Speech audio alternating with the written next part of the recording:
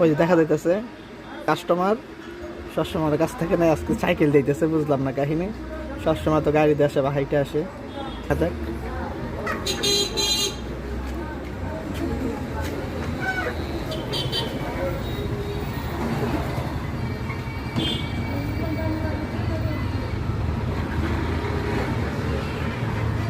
আসসালামু আলাইকুম সাইদুল ভাই, কেমন আছেন? ওয়ালাইকুম আসসালাম রহমতুল্লাহ। কি অবস্থা রাকিব, কেমন আছো, ভালো আছো? হ্যাঁ ভাই, আলহামদুলিল্লাহ দিলে অনেক ভালো আছি। তো আজকে তো দেরি করে আসলা। ভাই অনেক দিন তো গাড়ি দিয়ে আসি, আজকে সাইকেল চলাইতে চলাইতে দুষ্টামি করতে করতে আসছি, আজকে একটু মজা করে। ও আচ্ছা, তার জন্য দেরি হয়েছে মনে হয়। হ্যাঁ, হ্যাঁ, তো আচ্ছা কি নিবা?